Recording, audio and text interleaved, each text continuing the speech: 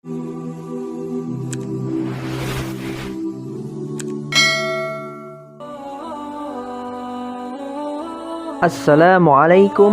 warahmatullahi wabarakatuh. 14 cobaan berat pada Nabi Yusuf saat digoda Zulaikha. Ini adalah pelajaran berharga, lebih-lebih lagi pada para pemuda dalam menghadapi godaan syahwat di zaman ini. Nabi Yusuf bisa saja terjatuh dalam zina ketika digoda oleh permaisuri Raja Mesir, Zulaikha. Ada 14 alasan yang menunjukkan cobaannya sangat-sangat berat.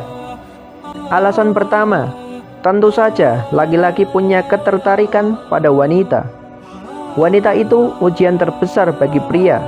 Sebagaimana hadis Nabi Shallallahu Alaihi Wasallam yang diriwayatkan dari Usamah bin Zaid. Beliau bersabda, "Aku tidak meninggalkan satu godaan pun yang lebih membahayakan para lelaki selain fitnah wanita." Hadis riwayat Bukhari dan Muslim. Berdasarkan hadis di atas, Ibnu Hajar mengatakan bahwa wanita adalah godaan terbesar bagi para pria dibandingkan lainnya. Hal ini dikuatkan oleh firman Allah Ta'ala, "Dijadikan indah pada pandangan manusia kecintaan kepada apa-apa yang diingini, yaitu wanita-wanita." Quran Surat Al-Imran ayat 14. Wanita dalam ayat ini dijadikan bagian dari kecintaan pada syahwat. Wanita disebutkan lebih dulu daripada anak dan kenikmatan dunia lainnya. Ini menunjukkan bahwa wanita itu pokoknya godaan terbesar adalah dari wanita. Lihatlah pula bahwa Bani Israel bisa hancur pula dikarenakan wanita. Waspadalah dengan dunia, begitu pula dengan godaan wanita. Karena cobaan yang menimpa Bani Israel pertama kalinya adalah karena sebab godaan wanita. Hadis riwayat Muslim. Lengkapnya syahwat dunia terkumpul dalam ayat berikut dan disebutkan wanita lebih dahulu. Dijadikan indah pada pandangan manusia kecintaan kepada apa-apa yang diingini, yaitu wanita-wanita, anak-anak, harta yang banyak dari jenis emas, perak, kuda pilihan, binatang-binatang ternak, dan sawah ladang. Itulah kesenangan hidup di dunia, dan di sisi Allah lah telah kembali yang baik, surga. Quran Surat Al-Imran ayat 14. Kata Syekh As-Sadi, hal-hal disebutkan dalam ayat ini adalah syahwat dunia terbesar. Yang lainnya hanyalah turunan atau ikutan dari syahwat tersebut. Alasan kedua, Nabi Yusuf alaihissalam adalah seorang pemuda. Seorang pemuda tentu memiliki gejolak syahwat yang lebih besar daripada orang yang sudah tua. Jika seseorang pemuda belum mampu menikah, untuk menahan syahwatnya disuruh berpuasa. Rasulullah Shallallahu Alaihi Wasallam bersabda, "Wahai para pemuda, barang siapa yang memiliki ba'ah, maka menikahlah, karena itu lebih akan menundukkan pandangan dan lebih menjaga kemaluan. Barang siapa yang belum mampu, maka berpuasalah, karena puasa itu adalah mengekang syahwatnya yang menggelora." Hadis riwayat Bukhari dan Muslim. Imam Nawawi rahimakumullah memberikan keterangan, adapun pengertian ba'ah sendiri adalah jima, hubungan intim. Inilah makna ba'ah secara bahasa. Namun yang dimaksud adalah mampu untuk berjima disertai dengan kemampuan memberi nafkah terlebih dahulu.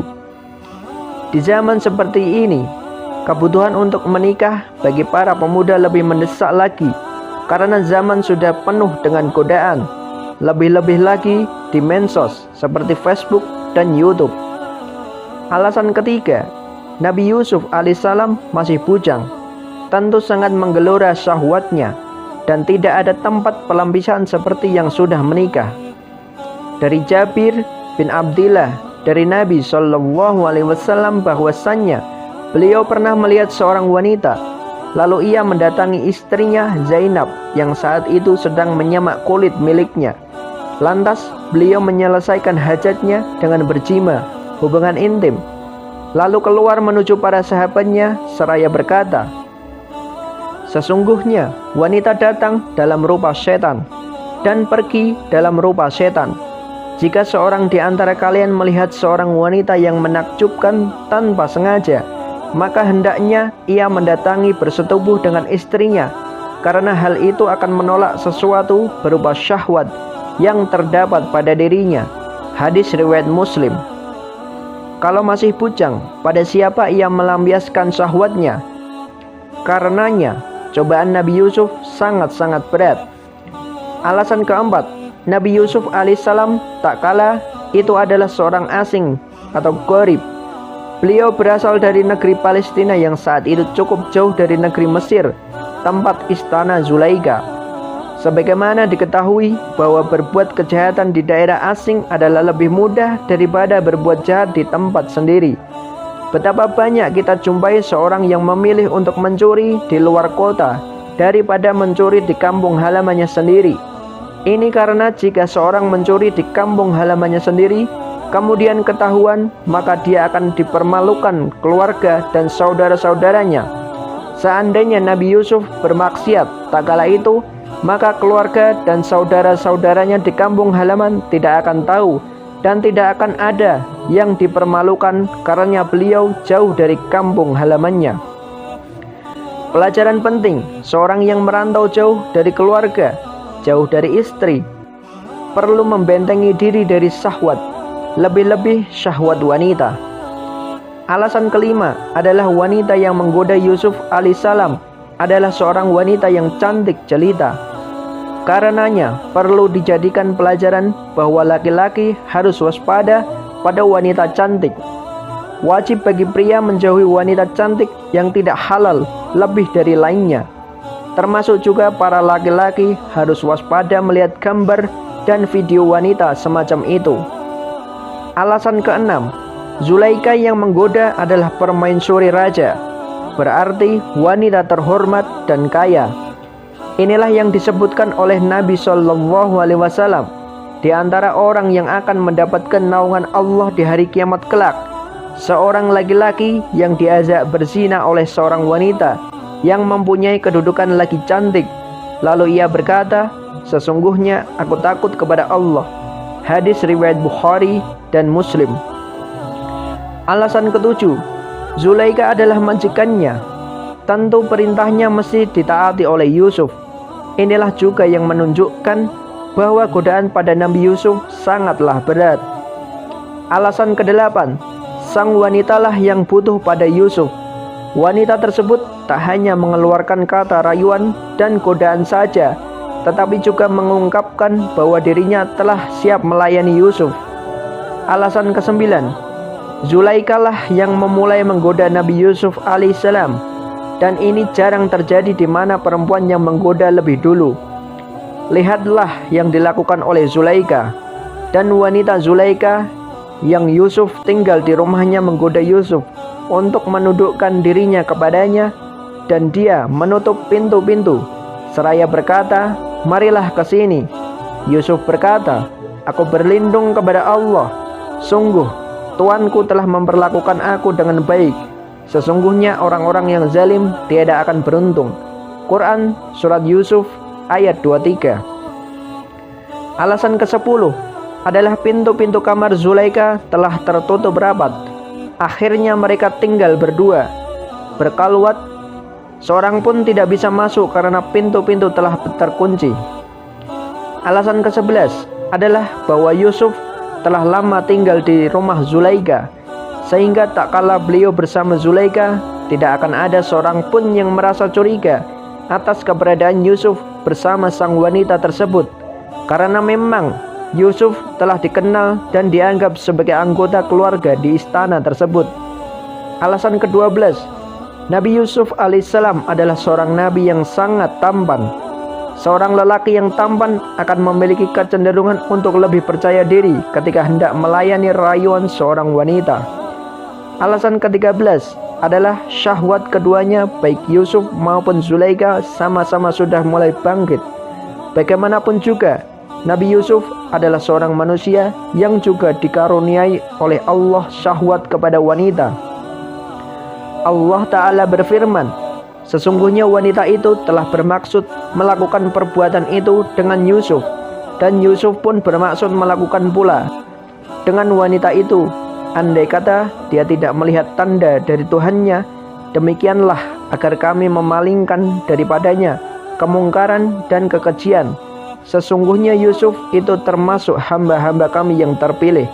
Quran Surat Yusuf ayat 24. Maksud ayat, Nabi Yusuf sudah punya keinginan untuk berjima. Begitu pula Zulaikha.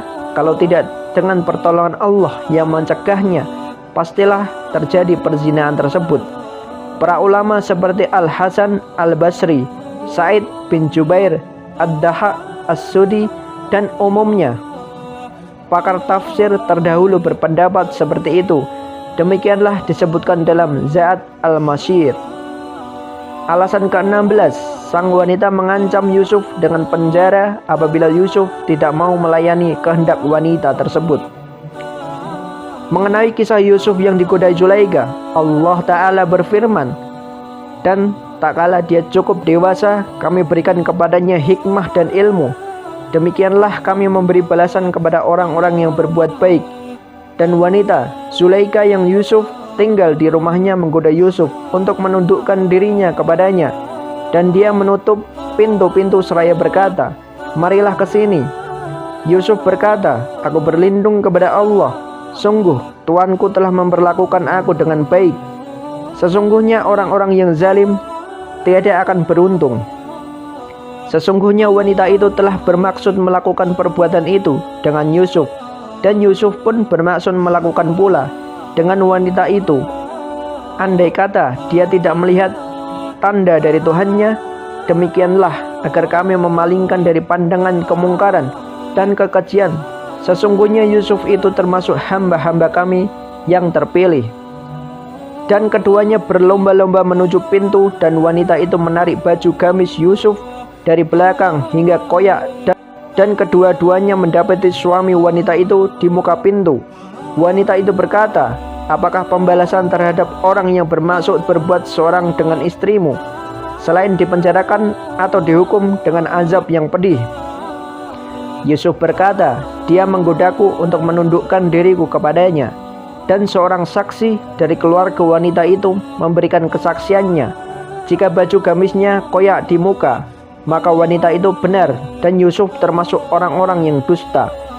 Dan jika baju gamisnya koyak di belakang, maka wanita itulah yang dusta, dan Yusuf termasuk orang-orang yang benar. Maka tak kala suami wanita itu melihat baju gamis Yusuf koyak di belakang, berkatalah dia, sesungguhnya kejadian itu adalah di antara tipu daya kamu. Sesungguhnya tipu daya kamu adalah besar. Hai Yusuf, berpalinglah dari ini. Dan kamu, hai istriku, mohon ampunlah atas dosamu itu, karena kamu sesungguhnya termasuk orang-orang yang berbuat salah. Dan wanita-wanita di kota berkata, istri Al-Aziz menggoda bujangnya untuk menundukkan dirinya kepadanya. Sesungguhnya cintanya kepada bujangnya itu adalah sangat mendalam. Sesungguhnya kami memandangnya dalam kesesatan yang nyata. Maka tak kala wanita itu, Zulaikha, mendengar cercaan mereka, diundangnya lah wanita-wanita itu, dan disediakannya bagi mereka tempat duduk, dan diberikannya kepada masing-masing mereka sebuah pisau untuk memotong jamuan. Kemudian dia berkata kepada Yusuf, keluarlah, nampakkanlah dirimu kepada mereka. Maka tak kala wanita-wanita itu melihatnya, mereka kagum kepada keelokan rupanya, dan mereka melukai jari tangannya dan berkata, Maha sempurna Allah, ini bukanlah manusia. Sesungguhnya ini tidak lain hanyalah malaikat yang mulia. Wanita itu berkata, itulah dia orang yang kamu cela aku karena tertarik kepadanya, dan sesungguhnya aku telah menggoda dia untuk menundukkan dirinya kepadaku. Akan tetapi dia menolak, dan sesungguhnya jika dia tidak mentaati apa yang aku perintahkan kepadanya, niscaya dia akan dipenjarakan, dan dia akan termasuk golongan orang-orang yang hina. Quran Surat Yusuf ayat 22-32. Pelajaran penting. Yang pertama, cobaan yang dialami Nabi Yusuf dalam kisah ini lebih berat daripada cobaan yang diberikan saudara-saudaranya pada dirinya. Cobaan yang diberikan oleh saudaranya adalah cobaan tanpa ada pilihan. dari Nabi Yusuf alaihissalam. Solusinya cumalah bersabar. Sedangkan cobaan yang dialami dengan Zulaikha yang mengajaknya berzina adalah cobaan yang ada beberapa faktor pendorong, yang ia pun atas pilihan bisa menerjang larangan tersebut. Yang bisa menyelamatkan Nabi Yusuf adalah iman, takwa, dan keikhlasan beliau. Yang kedua, hanya dengan pertolongan Allah kita bisa selamat dari maksiat. Ingatlah kalimat, tidak ada daya dalam menjauhi maksiat dan tidak ada upaya menjalankan ketaatan melainkan dengan pertolongan Allah. Ibnu Mas'ud radhiyallahu anhu berkata, tidak ada daya untuk menghindarkan diri dari maksiat selain dengan perlindungan dari Allah. Tidak ada kekuatan untuk melaksanakan ketaatan selain dengan pertolongan Allah. Syarah Sahih Muslim. Yang ketiga, godaan wanita itu sangat dahsyat. Yang keempat, kalau kita yang berada di posisi Nabi Yusuf, tentu kita sendiri tidak kuat untuk menghadapi godaan tersebut. Ingat, semuanya hanya dengan pertolongan Allah. Wallahu a'lam bishawab. Semoga bermanfaat dan menjadi pelajaran berharga untuk kita semua, khususnya pemuda umat muslim.